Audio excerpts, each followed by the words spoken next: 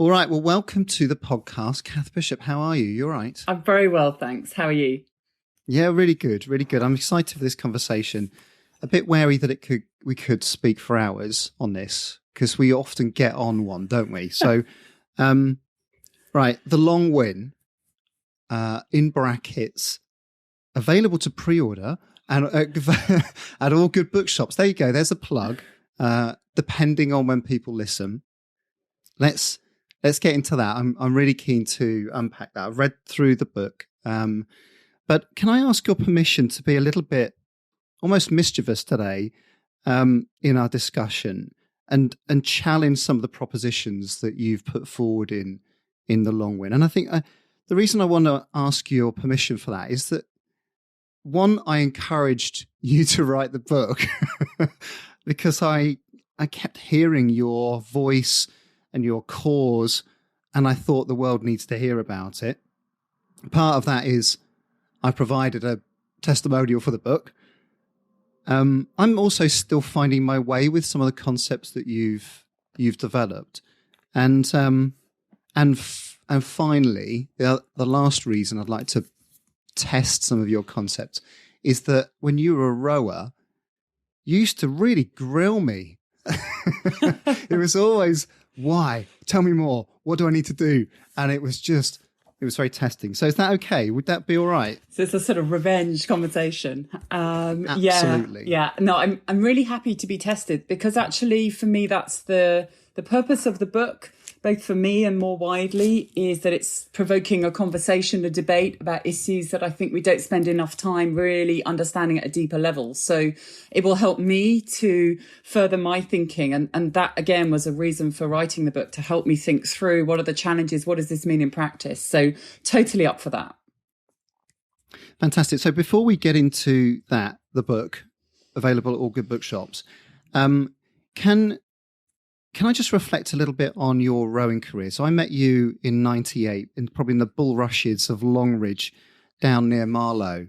And so for me, as much as I think you're awesome as a person, my first impressions of you were, I hate to sound too cold about this, 6.5 litre lungs, 5 litre VO2 max, 250 watts before lactate rears its ugly head, ventilating 200 litres per minute. You were a phenomenal athlete. When did you know that you had that talent? Oh, it's such an interesting question because I came into sport very late in life, and it wasn't till university that I picked up an oar, and I had been firmly deemed as a sporting failure at school. I mean, I wasn't just average; I was positively, bottom. And so it took an enormous amount of time for me to shift my identity, to accept that these figures that you were, so bluntly putting before me meant something extraordinary. And I think, throughout my sporting career, it was still a challenge to accept myself as being an athlete that could compete at the highest level. Having literally been sort of bottom of the class and told not to bother really at school. So, having the evidence was certainly part of helping to sort of, adjust to this new opportunity that was, just so exciting to then explore. And I think, the upside of not having been a child sporting prodigy, of course, meant that it was a real adventure with people like yourself and others to sort of just explore what's possible here, because there was nothing that was prescribed about where I was going to get to. And now, so we were hiding in the bulrushes on one of the banks, diving into the water. It was 1998, and you'd come back out of the Atlanta Games, and you were in the middle of. So we were surrounded by Gwyn Batten, Miriam Batten, Gillian Lindsay, Sarah Winkler, Alison Mowbray, and you were in the middle of a coaching program with Mike Spracklin, which was relentlessly hard, super hard at the time. It was almost like the first wave of professional training for women's rowing. It was. How was that to cope with? Yeah, it was a lot to cope with. And thank God I had that physiology. Otherwise, I think I probably would have gone under, to be honest. The physiology saved me. It was a very high intensity program, as you know. There was, sort of sessions that didn't create lots of lactic acid. That was seen as something for wimps. It was all about high volume and, high intensity. And so, we all know now that kind of puts a lot of people close to the burnout threshold and quite a few over it. So it was real environment of last woman standing, as it were, but also, an incredible group of athletes who were hungry and desperate to show that the women rowers could perform at a level that had never been seen. So rowing is historically a male-dominated sport and a hugely traditional one, and one we've been very successful in. And it was a real sort of, a burden, really, that the women had yet to win medals at the highest level. And that was something that, we were frequently told. And there was a sense of, are you going to be different? Or are you going to be like the rest? And yet I knew some of the women before me had been phenomenal athletes, but just not had the opportunity to develop to their potential for a whole host of reasons. I mean, the lottery had only just come in 97. So it was beginning that process of levelling up women's and men's Olympic and Paralympic sports, but really early days still. So again, it felt like we were all on this sort of, pioneering adventure, but also well aware we could just fall flat on our faces, and this big question mark about who are going to be the ones who first win the medals. Is it possible? Are you good enough? Are you tough enough? And that mantra of are you tough enough was really, what governed every single session that we did. Yeah, and I remember the sort of almost wretched looks, just thinking, God, we are so tired. We need to know that what we're doing has some results at the end of it, that this is going to be worth it. And the results did come, didn't they? I mean, 98, you were second at the World Championships. Gillian and Miriam won in the double scull as well. So results did come. Yeah. So, again, there was a flood of relief, but also joy that there were results at the 97 and the 98 World Championships. There was still a sense of, are these going to last? Are these short term? Was it just a fluke? There was still that real sense. And of course, could it be reproduced at an Olympics? But I think sort of it was our first real exposure to, support on a level that you and your team were giving. And, I was really hungry to understand more. And, whereas a lot of the coaching regime was just around, being tough, how much can you take? I was really grateful to have people like you to grill, to kind of start to understand, really, how can I work with you? How can I tap into what's there? You're telling me the figures are good. How do I relate that into, a performance and, a performance under pressure? So it was also it was a huge learning curve, I think, for all of us at that time, where it wasn't a norm. We hadn't come into sport with any sense of understanding the science of it. And it was developing within rowing and more broadly. And of course, the questions of intensity were ones that you were grappling with, the coaches were grappling with. And there was a lot of mythology still about what was the right level of intensity, which probably for you as well were kind of really thought-provoking times. Yeah, you're questioning, you're grilling, that PhD level inquisition. That was high volume, high intensity questioning at the time. So it was a proper workout for me. It genuinely was, of questioning why we're doing what we're doing, but also so many different perspectives and questions about the certainty or the probability that this will lead to success. It was a hugely developmental time for me, likewise. And so silver in 98, world indoor rowing champ in 99. So what was your view of what happened from 98 through to 2000?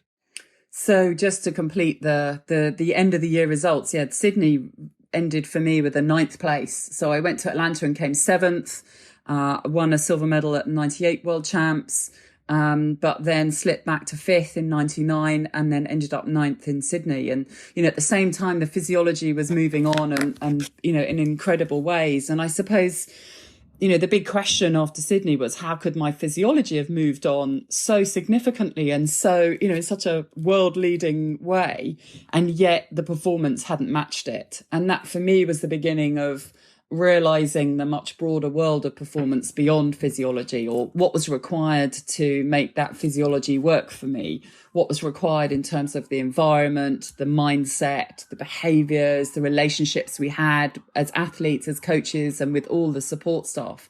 All of these areas that were being overlooked whilst we were just trying to be the toughest we could possibly be.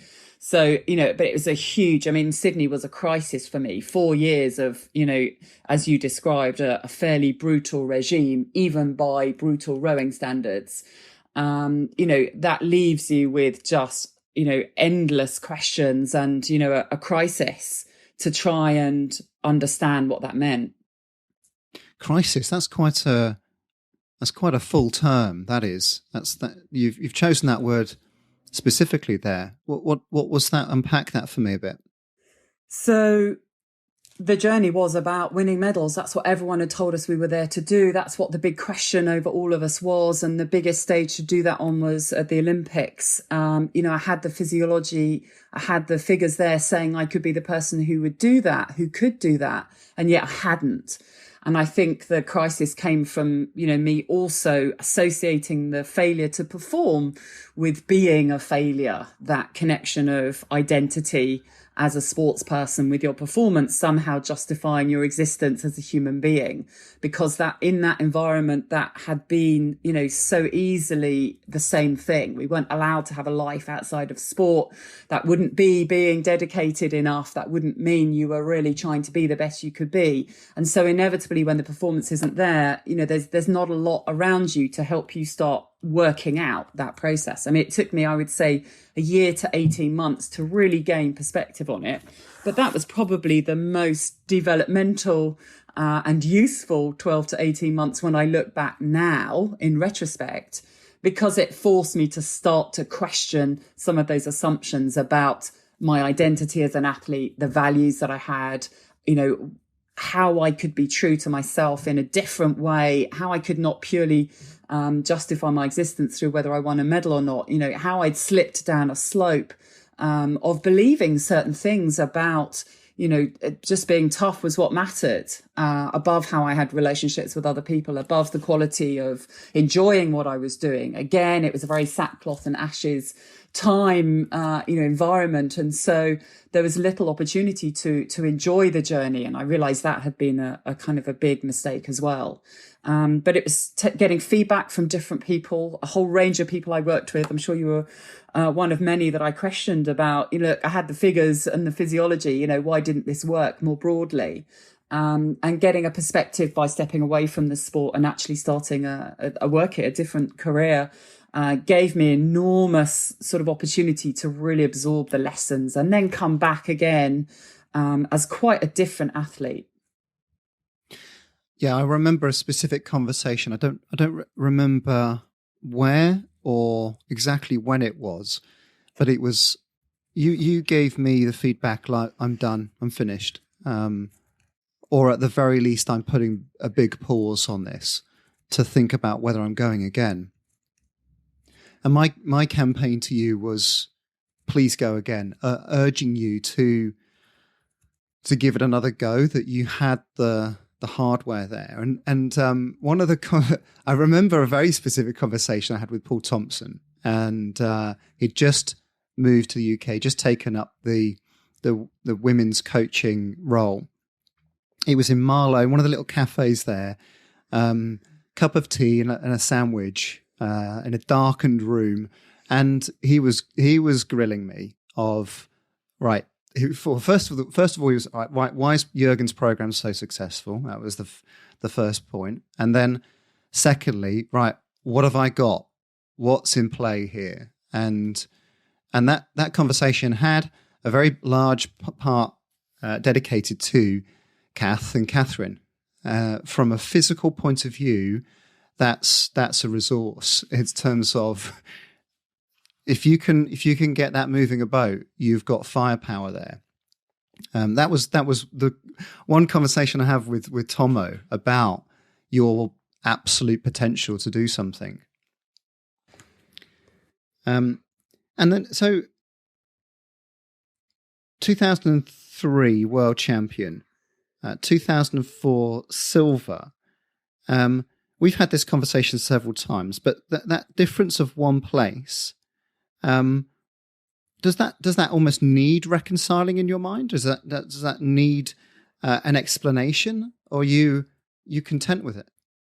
I think it's part of the reflections that have continued since 2004, that led up to 2004 and that have continued about what winning means, how others see your success. As much as my own response to it, other people have a response to it. More people will ask me about how I felt about coming second than they do about how I felt about winning a world championships. I mean, Greg Searle talks about how people ask him more about how he came fourth at Sydney than they do about the other medals. And that was a real kind of driver for the book. This sort of, we're all trying to work out what it means. We're all trying to understand what the right response is, if you like, and what meaning we should put on these results that seem to be externally validated. It's what's written in the newspaper. It's what's held up. It's what you put on the CV. It's what people announce before you give a talk. So, it's definitely part of that debate that I feel really fascinated by.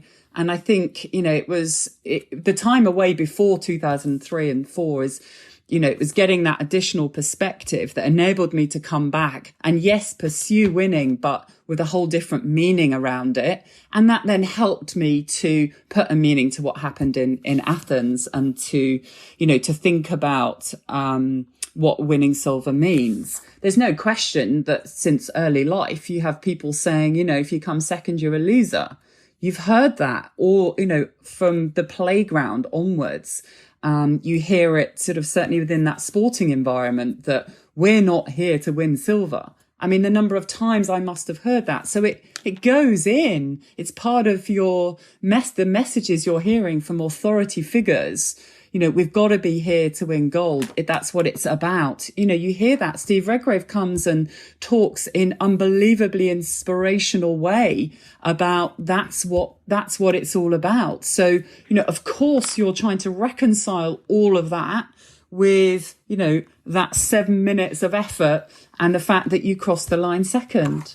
Let me phrase this in the right way, that you've got the resourcefulness to be able to pause, reflect, reassess, reevaluate what's important for you in the middle of your career, and have done so since in a phenomenally comprehensive way through the book. But I don't expect most athletes have that, of the sense of self-awareness and also the agency to think, what's this all about? Why am I doing this? And I need to reorient myself to a different version of success whilst you're in it. That seems like a real shame for a lot of people, that they're so caught up in it that they haven't necessarily the facility to be able to pause and reflect, take a breath in, and think of a different way. So I think that should be at the heart of a performance environment. And that's one of the drivers of writing the book. I mean, I think most athletes are incredibly resourceful. And, the longer you compete, I think the more you realize that the mental side of it, the cultural side of it has a huge impact on you. I think there's more awareness, more widely of that as well. So, in my mind, that's a really important part of being an athlete. And I think actually the responsibility required to sit on the start line at the Olympics requires you to have that agency and that awareness. So I think most athletes are pretty hungry, and it's a real shame if we're not providing environments where that can be fully explored. It's essential. I mean, I was totally caught up in it for years, and it took me, the crisis of coming ninth, if you like, and then a year out of the sport. And, a lot of, really, hard thinking, a lot of asking for feedback to work it out. So I think we could do a lot more to support athletes to have these conversations from the start about their identity and their values, about what success is, about what's acceptable, what's not acceptable.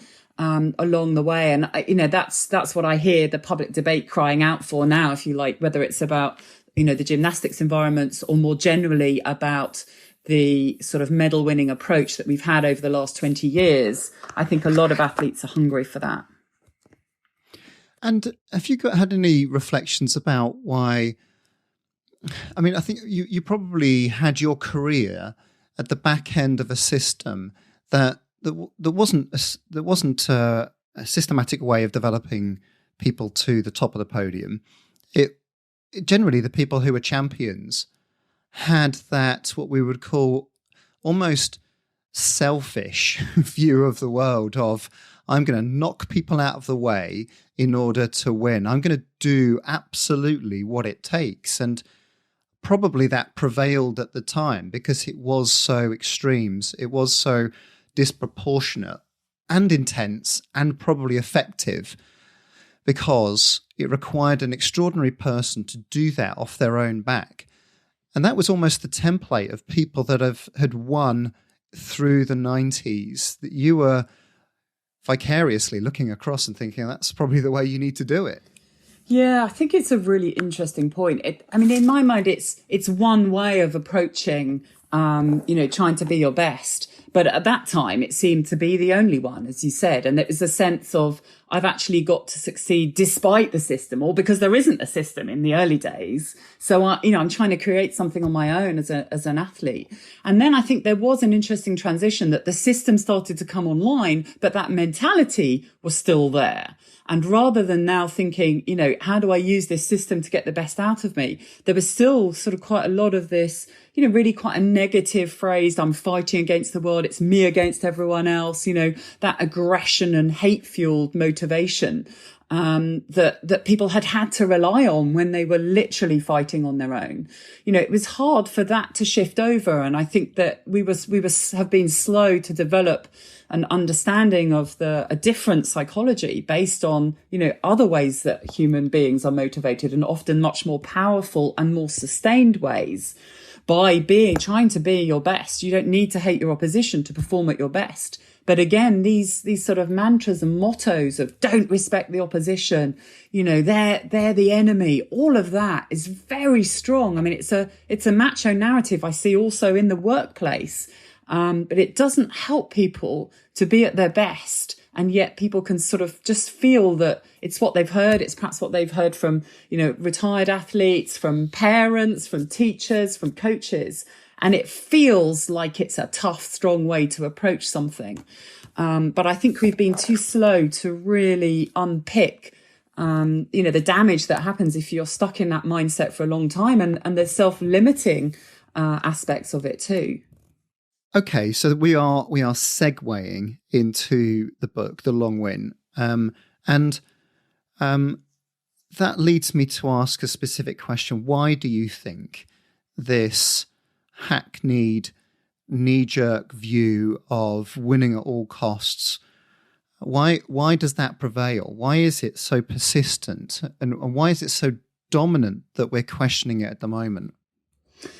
Yeah, well, I wish I knew the answer. And writing the book is kind of almost asking that question. Why, when we marshal all the evidence, are we still relying on some really outdated, ineffective mantras and beliefs? And I think these beliefs are hard to shift when they're reinforced across society. And, I look at how winning has become so ingrained through history, through just even looking at the history books, which are full of battles, of the victors, of who was the strongest, who was the most dominant, which country had most power and wealth. And these sorts of definitions, if you like, of strength and success that are still the ones that dominate most in the history books. Now, we have come to a point where there is so much other information available, freely available to everyone. And again, a lot of the social movements at the moment are questioning what we're teaching, are questioning how we learn about a wider view of history, about women, about Black lives. So, we've come to that point where people are saying this isn't good enough any longer. But of course, it's, it's history written by the victors for the victors. It's very self-perpetuating. There's if we get into the sort of bigger question of society, we have to look at the establishment and the narratives that are quite self-sustaining there. That's a lot to unpick. Power and wealth is a lot to challenge and overturn.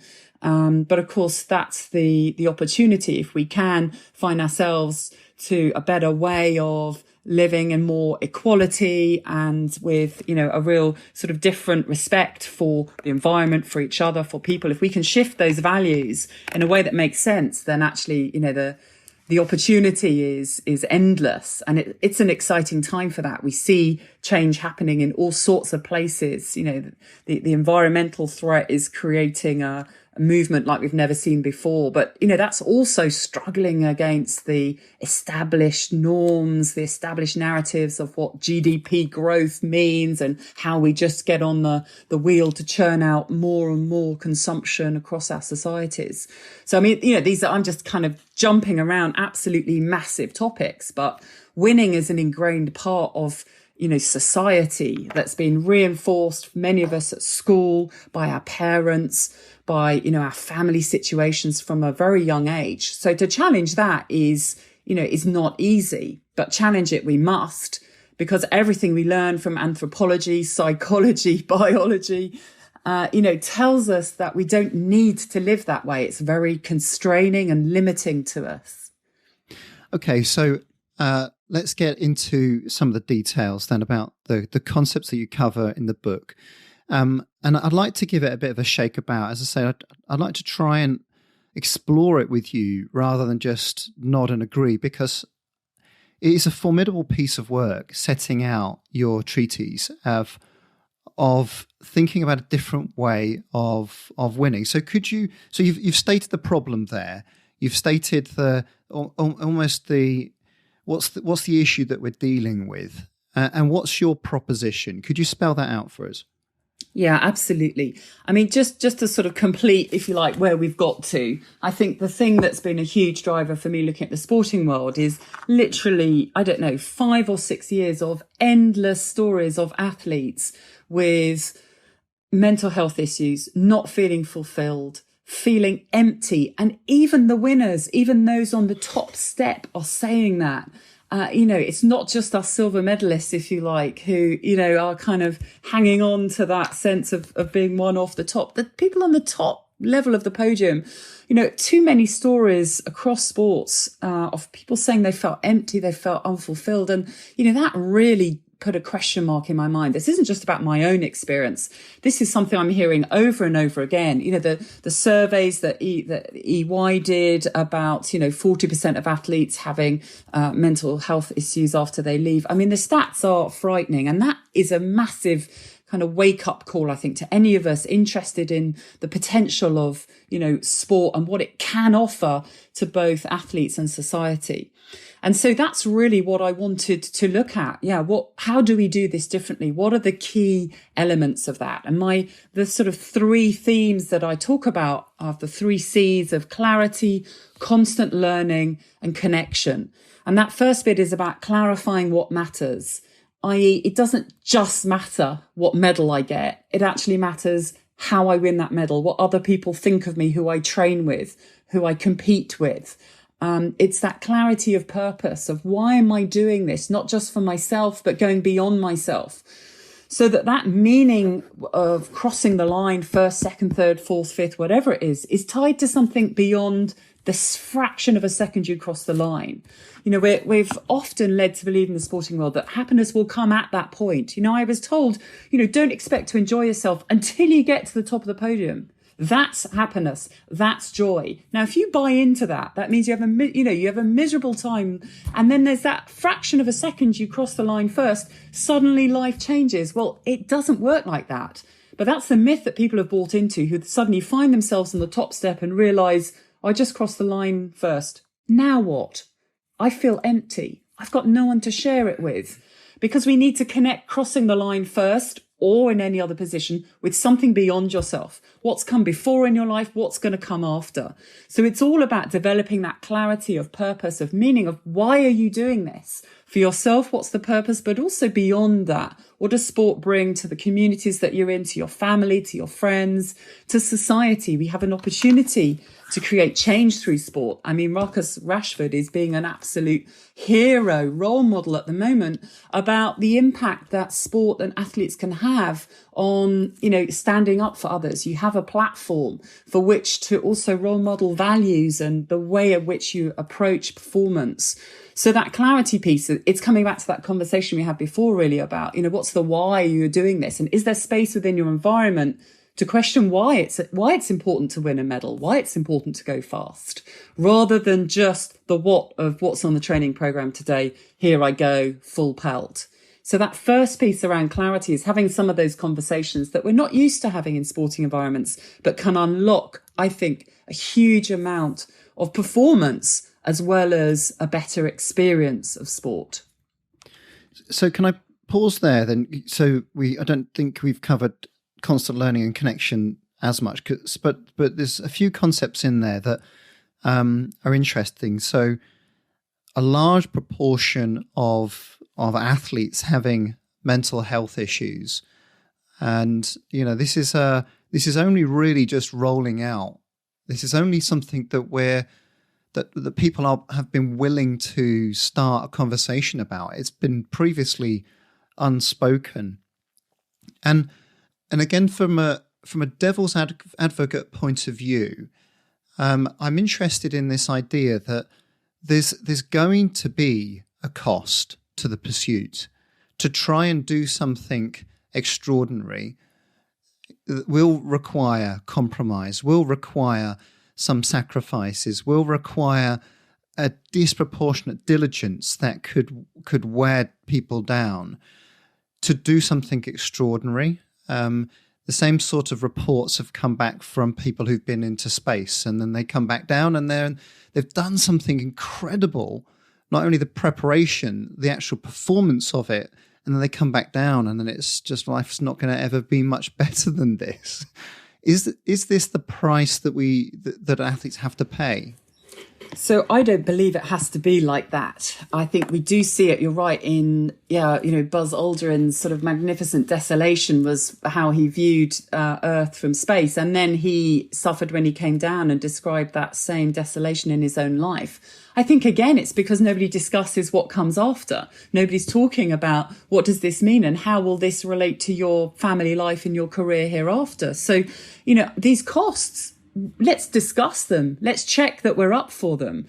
We're making assumptions about costs, and we're making assumptions that if you turn up at the sports environment, then you've bought into these costs. Well, if we understand what the costs are, we can maybe choose and actually shape what these costs look like. And you know what? We might also think, well, I don't think that's going to be right for my life. And I think that's okay too, rather than end up going down a route that leads you with a sort of ongoing long-term mental health issue. I think a lot of people do walk away currently from the environment who have great potential because they don't see these conversations about the wider purpose and the meaning of the sporting journey, and actually think this isn't for me. I'm going to go and do something that has more meaning. So I think there are huge benefits, only upsides from having these conversations. And the slight fear that we would somehow put people off is madness, because that doesn't make sense of the whole logic of if we're up for anything, then surely we're up for a conversation about the costs that we're about to take on. I think we also don't accept the question of what's an unacceptable cost. So this is a phrase that Chris Shambra at the sports psych that we had for many years uses. What's unacceptable success? Now, clearly there are some lines that we don't want to cross. Doping line is the most obvious one. But I think there might be other ones in terms of, abuse and bullying and intimidation. And we don't discuss what the unacceptable cost might be, or an unacceptable definition of success. And then when we cross the line, there's no way of knowing it. And of course, you go way too far before you suddenly realise something's gone very, very wrong, as we are seeing on a horrific scale, particularly in the sport of gymnastics, but it's also present elsewhere. So, these are really vital conversations. If we're going to commit fully and be able to believe in what we're doing, So, yes, there are costs. Let's discuss those. Let's be absolutely clear and make sure that we're not assuming there are certain costs that it's okay to be bullied. Well, I don't think it is. And I think a sporting environment should be saying as well, this is not okay. These are questions for everyone in that sporting environment, not just the coach. It's for not just the athlete. It's the coaches. It's the support staff, the performance director. Everybody involved should be discussing. I think some of the kind of coaches suffer terribly as well on this expectation. They have to be present at every single session. Otherwise, they're not committed or something might not happen. And it's hard for them to bring the perspective they need to look at, the minutiae of what's going on. And when there's a really difficult patch, you need to have some time away or time thinking, talking to other people in order to get perspective and a fresh eyes on what you're seeing. So I think, others suffer from this, not just athletes. So I'm hearing there that there's an element of drift of what is acceptable, and that perhaps when people come into those environments for the first time, part of the acceptance of a newbie is this is the way it is. This is the level, and also that standard or that indoctrination drifts further and further away from perhaps what your younger self would find okay, that you've grown with it, you've adapted to it, or you've just coped, or you've just been quiet about it. Totally. I mean, how many of us have heard that, are you willing to do what it takes? Have you got what it takes? I mean, we see it in all those Hollywood films, and it's well-meaning. Yeah, we know it's going to be absolutely tough as hell. I'm not saying it isn't going to be unbelievably difficult, but at the same time, we need to have some values underpinning this system of respect, of ensuring that we are caring and looking after people's well-being. Those cannot be sacrificed, in my mind, if we want sustained performance that is acceptable. The medals that have been achieved at a cost of, the health of an individual, that doesn't look so glorious anymore, does it? So do you think the absoluteness of those standards, they just help make it simpler? So saying this is the standard, this is what it takes, this is the brutality of it almost. Do you think it just makes it simpler for people to deliver it or to manage it or to bring people into that environment, rather than it being nuanced or complex or it depends, and having the subtleties to the not only the life experience but also the pursuit? Because just sort of laying down the law would probably make it easier and simpler for people. And having coached at Olympic level, you crave simplicity because you've got so much noise about what decisions should you make every single day within every single session, and you just want to make it really simple for people. But if simplicity is leading us to, abuse people's well-being, then that's not a good aim, is it? I don't think winning is a simple activity. Don't get me wrong. Winning a gold medal is what we, absolutely the aspiration. And I don't want us to stop wanting to do that. But I want us to be clear about how we go about it and what's acceptable on the route to that. And I don't think simplicity for simplicity's sake is an argument to defend some of the poor behavior and toxic cultures that we've seen. We need to be ready for the complexity required to win. To be world leading is not going to be simple. And there's no reason why our environments and cultures should be simplistic.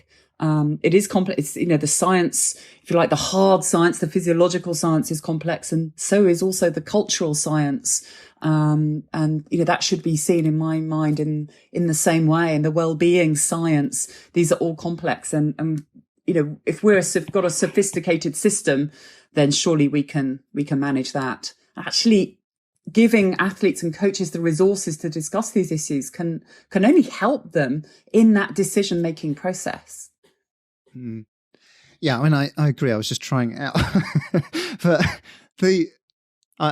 when I was reading through your book, I had a really strong sense of thinking about sort of our evolutionary roots. And it was probably about 10 years ago, I started reading a lot about sort of our evolutionary psychology and how we are products of mixed motivations, and sport is characteristic of that. And I think it was Frans de Waal and Richard Wrangham, evolutionary biologists. Now I can't which way around they were now, that researching our nearest cousins, the bonobo ape and the chimpanzee. The bonobo ape being make love, not war, all very peaceful community, etc., famous for all sorts of tribal activities. And a chimpanzee, which is hierarchical, power-oriented, competitive and aggressive. And Steven Pinker talking about, we're sat in the middle. We're sat in the middle wanting both of hierarchy, competition, as well as social connection, community and collaboration. And that's our lot. That's what we've been dealt with. And we've got to manage. And when reading through your book, I felt like it was a call to say, it's not either or.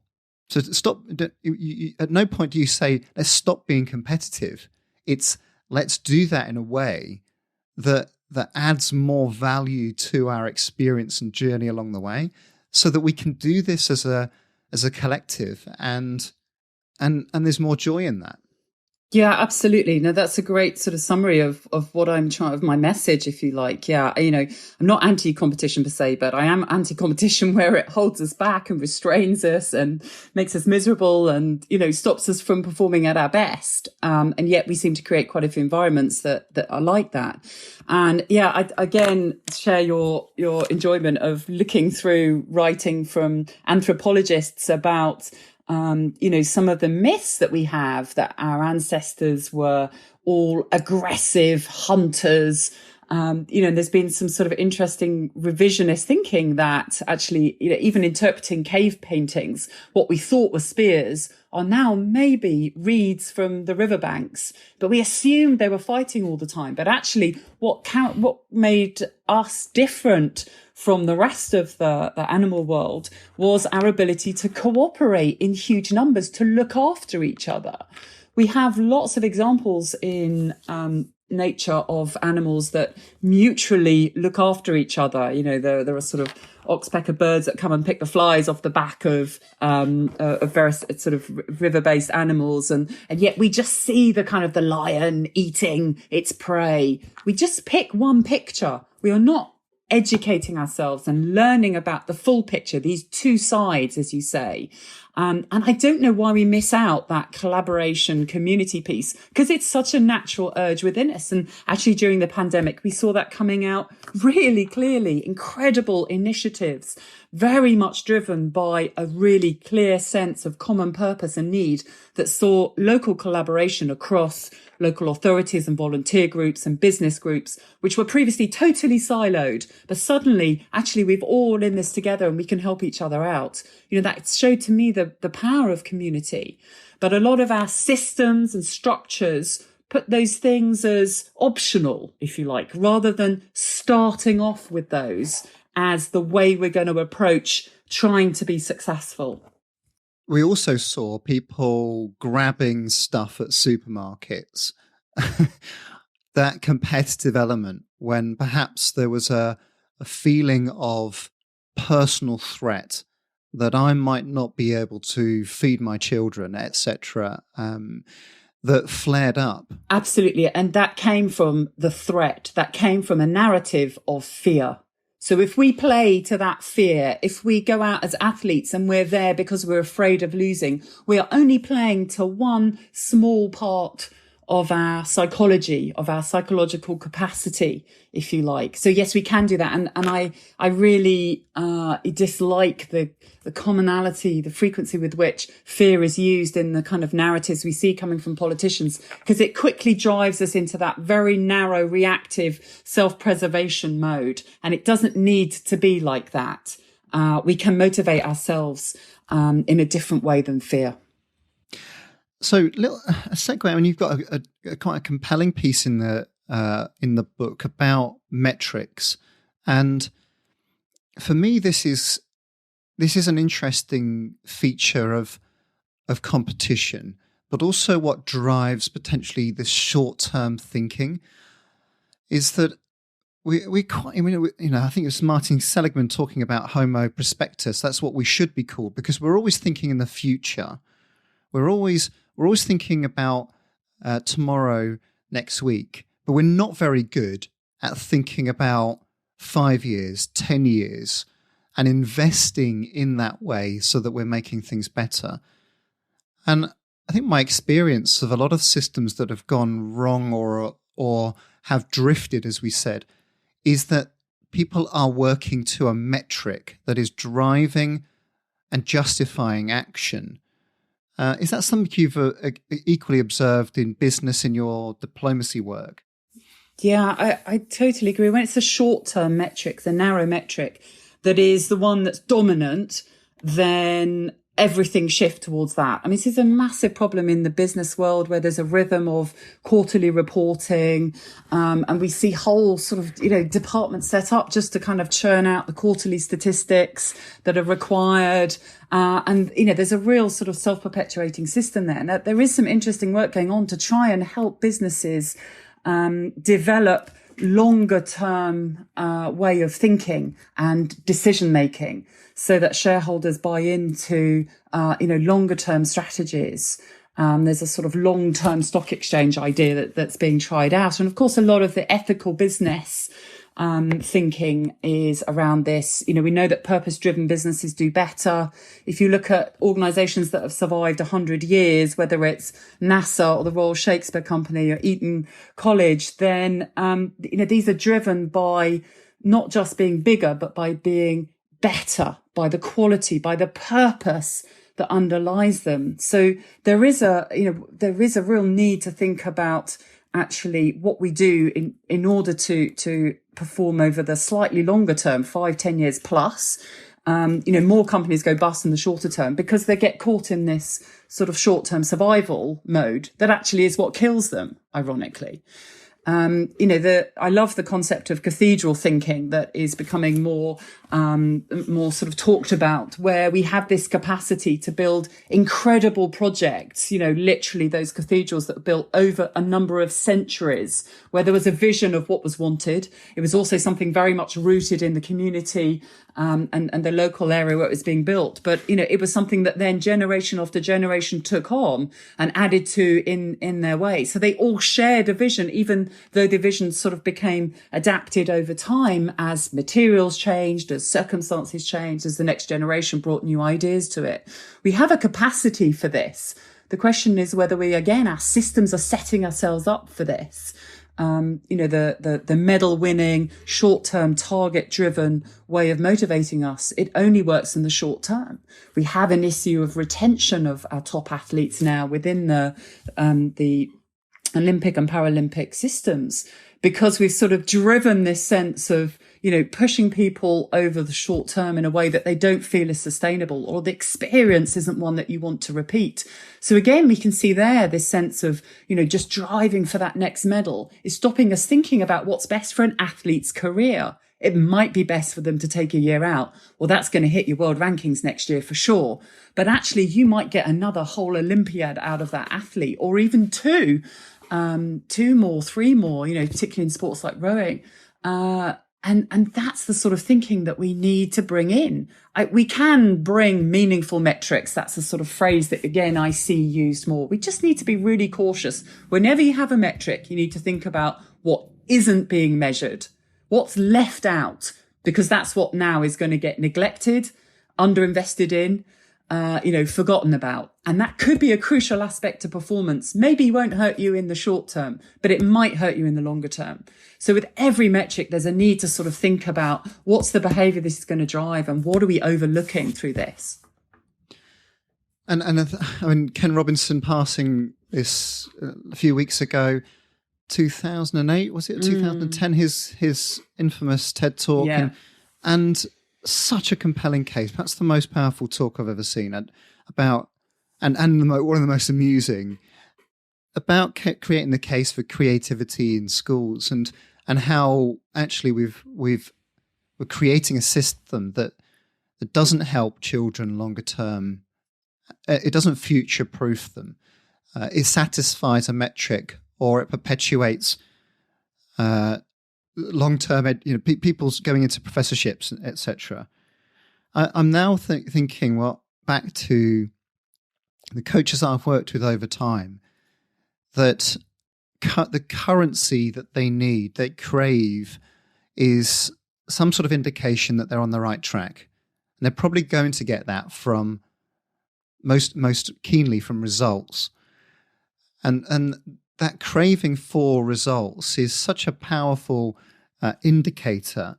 And I imagine that that's so true for businesses too, in the sense that when you're first starting out, you need stabilities, you need results, you need conversions, you need people in the pipeline, you need to push hard in that sense. Do you think there's a phase aspect to this, where you've got to have wealth to build a cathedral, you've got to have some investment, you've got to have talent at a high level to be ultra patient to grow an athlete? Do you think there's a phase that people need to go through where they get some results, but actually that means that they can take the time to reassess as they go? I think that logic is applied a lot in sport, in education, in business. But I think once you start down that track, then you say, it's getting results that got us here. We'll carry on even more so, even more so, even more so. So no, I think it's a bravery. And the important thing is that from the outset, you state a wider purpose than results. And that actually helps you in those difficult times when the results aren't perhaps immediately coming, or at some point where you suddenly have a dip, because you realize there's a bigger game at play. There's a bigger impact you're having. You're developing something at a point where you might not get an immediate result, but that development, that investment, whether it's in a business, whether it's in an athlete, is ongoing at that point, and you risk overlooking that if you're purely looking at the results. So I think, no, it's about from the start, having that much bigger vision of the impact you want to have beyond the results. Why do you want those results? What's important about getting those results? What change will you make as a result of getting those results? What impact and difference can you achieve in the community by moving the sport on, by showing a different way of reaching potential? I just think if you haven't got those from the start, then it's really hard to add those in later. And that's the challenge for the system at the moment, because it's self-perpetuating. And now we've got to say, do you know what? We need to shift the underpinning philosophy of why we do sport, to understand there's a bigger game here in which we can influence society, develop athletes as citizens, and help them to come out with a great story to tell about sport, but also a great future for them. It's hard though, isn't it? I mean, I remember actually, it's like, I think it's related as a vignette, but when we first set up Supporting Champions, and we were approached by a company that have those sort of electrical ab stimulators. So you whack them on your tummy and it twitches away, and then, oh, look, you can have abs like a model. And we were approached by one of them, and they were asking for a scientific ambassador. And I was not really sure about this. We're a values-based company. We set everything up based on supporting people ethically, progressively, and in a way that creates impact for people. And I said to Rachel, I'm not sure I could do this. This is not us. But she's like, well, what are they paying? And I said, well, it's quite a bit of money. They're talking about 6 figures. And she's like, well, that could really set us up and kickstart the business. And I said, I can't do it. It's not my values. It's not our ethics. It's not ours. And she went, no, you're right. And I said, oh, well, I'll tell them that I can't make the dates. We're potentially going to do a photo shoot with Cristiano Ronaldo. And she went, well, hang on a minute, you can go do that. I can come along. But it's hard though, isn't it? It's hard for a business. It's hard for a coach to think longer term. What's your advice for us being able to do that? You talked about clarity of what matters, defining that and staying strong and true to that. What else can people do to ensure that they are investing in the longer term? I mean, I actually think it is quite simple. It is that sense of what are my values, that actually no matter, Messi or Ronaldo, no matter what, I'm going to stick to these. I think it's what will save you time and time again with all of those challenges that, you get thrown at you. It's much harder to survive those periods of adversity if you're floating around and you just don't have that anchor of this is what matters. This is why it's important to find a way through this really challenging time. So it's actually, I think a fairly simple thing, although it's a deep and profound thing, to be clear about what are my absolute non-negotiables about how I turn up each day and how I will make decisions when I'm offered all sorts of opportunities that in the short term seem quite good, but actually long term could end up being totally self-defeating. That conversation you described there in your own head, it's having that deep down, that sense of, do you know what, that's not right. And those are the conversations that athletes, have to have when they're offered all sorts of wonderful pills that might help them. We have to have such a deep rooted sense there of what's right, what the boundaries are, that it makes sense to have that deep rooted sense that applies across all of the things we do, to understand why, to just stop and say, well, hang on, I'm not sure that's the right thing to do. I want to understand why I should do this. I want to, get another view from someone else. I want to have a sense of before these things become normalized and accepted. And that's the way we have a questioning environment that enables us to keep thriving, keep learning, and seeing that learning as the objective here. That is what's going to drive performance. But let's not lose sight of that engine of learning, questioning, challenging all of the time. So have you always had this view there? And has it just emerged? Has it just surfaced? Or is this something that you've had a switch in your thinking, that post-Sydney or whatever that period of time was? Have you nurtured it, or have you had a moment of realisation? It hasn't been a moment of realisation. I've had a long, slow dawning, I think, is how I would put it. I was totally sucked into the I'll do whatever it takes. You name it, I'll do it. Climb that building, jump here, run in front of a bus, if you like, and see how fast I can run.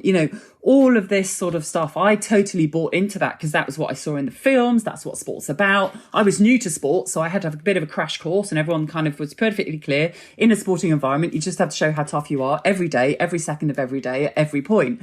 I bought into that macho narrative. I didn't find it easy, and I didn't enjoy it. And there were many points at which I kind of just thought, I don't think I'm in the right place here. And that made it hard at many points to keep going, because I just felt this doesn't feel like these are my values. But I didn't at that point have anyone helping me sort of really stop and question that and understand them. There was no sense of actually, let's have integrity about the way we do this, this and this. It just wasn't discussed because we're there, we're being hard, we're being macho. Steve's waiting to get the blood out of our ears to see how much lactic acid we've made, get on with it.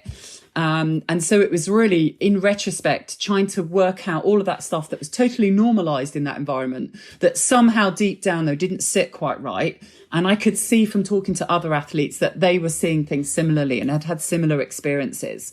So for me, it's been that sort of, a long period of retrospective reflection and seeing the same issue then in other worlds, within a business context, now within an education context with children going into schools that are kind of trying to get results and think that as a parent, that's all you're interested in. It's again, that different perspective that helped me look back and think, this is madness and it isn't helping us. And I don't think it helped me. I think it stopped me being the best athlete I could be on many occasions. And I think it took me longer to get to a point of performing at the best I could be. Because I couldn't find that sort of environment and culture within which to know who am I within this sporting world, not just who am I trying to be. I'm trying to be like someone else all the time. That's not me. I spent a bit of time reading about metonia, which is about that change in one's mindset and purpose. And with that, a switch in potentially your reasoning and your values, which is an interesting concept. It's based on Jungian psychology, and it sounds like you've had that moment. There's an interesting aspect to the concept of metonia, which is where you're breaking it down and then you're rebuilding it.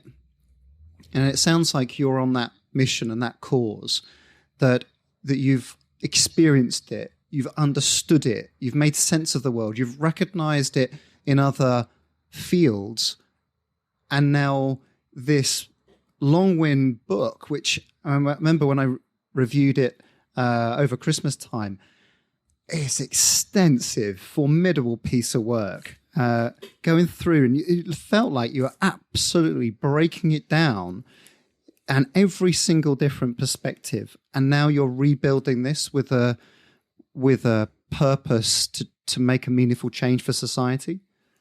Yeah, that's a lovely description. I love that. Absolutely. Yeah, it's ongoing.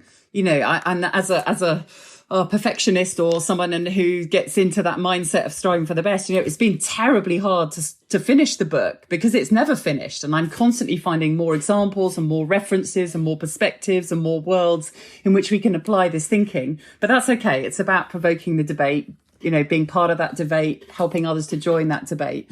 So it's an ongoing process of rebuilding. And as you describe it, it's very much that's an athlete's journey. That's the sporting journey, isn't it? Is that process of seeking to understand. And each time that then unveils the next level, the next step at which you can go to. So, yeah, that's the journey I'm on. It's very much ongoing.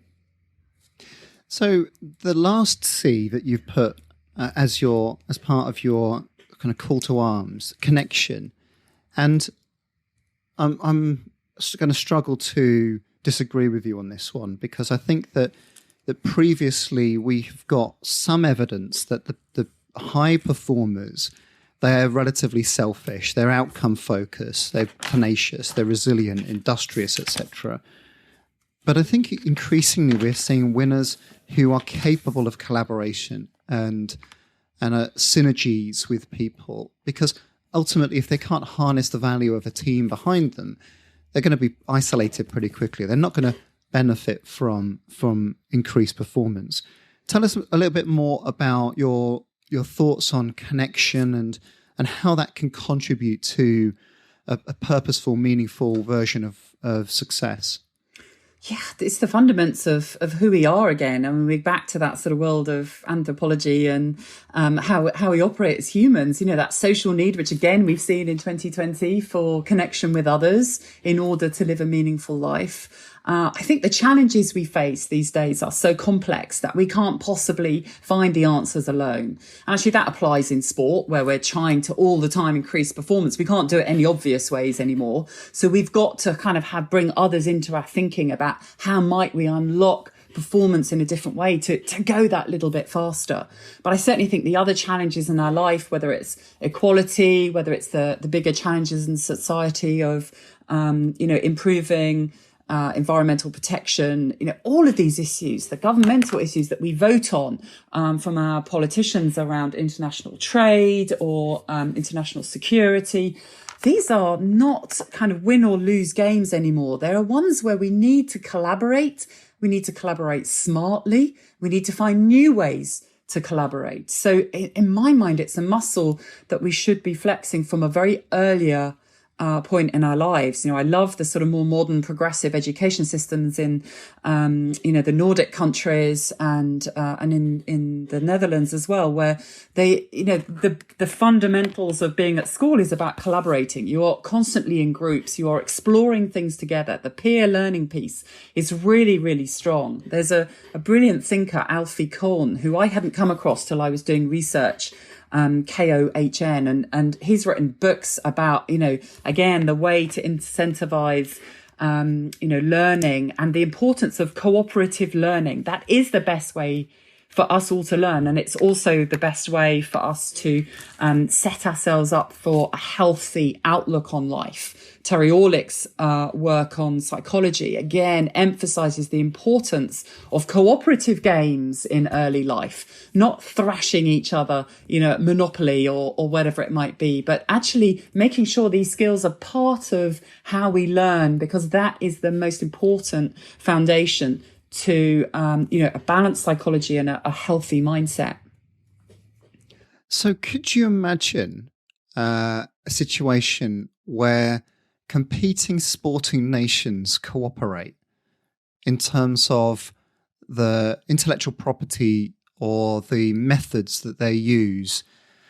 And I'm magnifying a question that arose to me where ultimately UK system sports, people were effectively competing for portions of a pie. There was only so much money. And so you didn't really have sports cooperating and collaborating very much. I didn't think you did anyway, that you had people genuinely, well, if we do a bit better than somebody else, we're going to get more and we're going to sustain ourselves more, perhaps rather than representing the system. But I was also approached when I was working within the UK system. I can do it now. I'm not in it, but I was approached to work with a competitor athlete. And I thought, you know what, that would be an amazing project because I can see the potential for that person and to bring that knowledge in. Well, probably I can see that I could improve their performance to a level that could be really inspiring. But it was counter-tribe. It was well, that's not your job. And fair enough, I was paid to do one job and not work with others. But could you ever imagine a situation where sport does that, perhaps before business? I can, and I'd love to see that. And I think in pockets it's happening. One really interesting aspect is that in the Olympic Charter, it specifically says that competition is not between nations. It specifically says that is not the purpose of the Olympics. And actually, it's amazing, isn't it? And the IOC does not recognise in theory, does not endorse the national medal tables. That is a construct that we have all created and got very excited by and thought, oh, this must be the purpose of it all. But really, sport, there is a history of sport being part of nationalist thinking. But in my mind, sport could be about so much more and should be about so much more. But I think there's a really interesting part about how actually athletes now shifting away from this aggressive mindset of hating the opposition. Now you get athletes who, respect and actually want to chat to the opposition, to share tips, because actually it's about everyone trying to be their best. I think when you watch the best of somebody like Roger Federer, in those fantastic finals at Wimbledon, those 5-set finals, the Federer and Nadal finals, they are just both achieving way beyond just winning because they are using each other in order to become better, in order to explore what's possible. That for me is what sport should be about. And in fact, there was an interviewer who said to Federer, I can't remember whether it was after Wimbledon, somewhere he'd just lost a 5-set match against to Nadal. And the interviewer said, gosh, I bet you wish he wasn't around, don't you? And you would have won more. And he said, I may have won more, but I wouldn't be half the tennis player and the man that I am now. That for me puts the right perspective on what sport is about. And you see when those two are going, they are just exploring the boundaries of what is possible.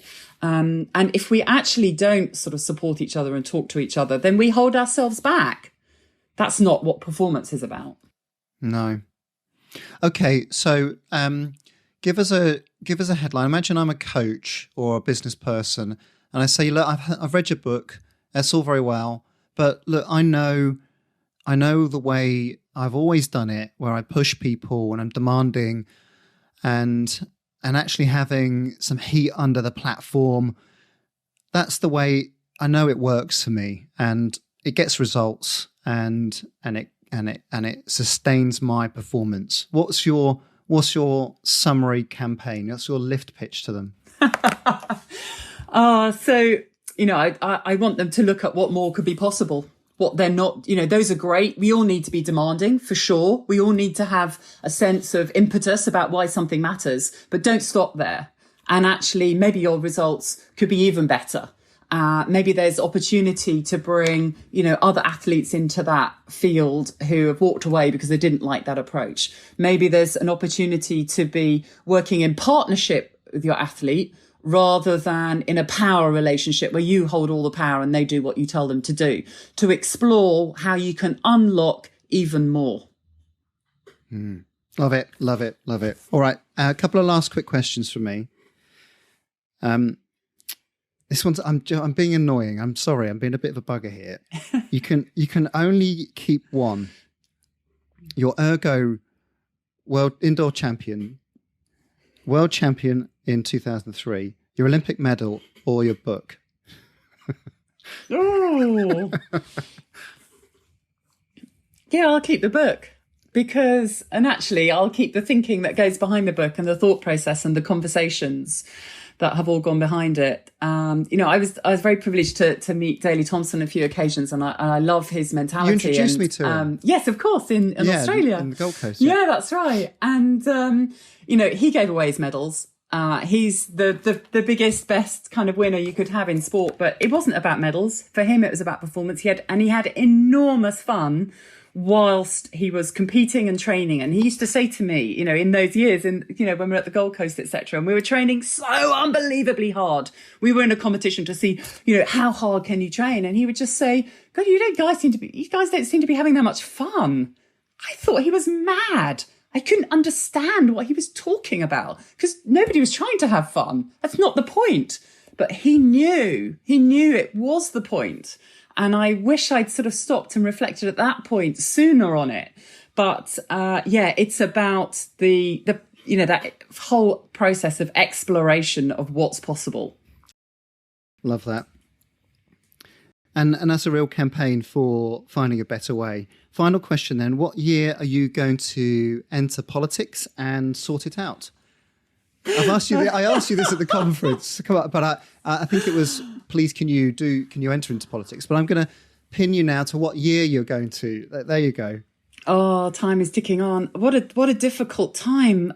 It's not an attractive world to enter, is it? And I like many others, am not attracted by feeling that's a way to actually improve lives. So the system is really broken. And our definition of, I'm not about just going into politics to win an election. I'd want to go into politics in order to make a difference. And yet the system is set up to be about pure competition.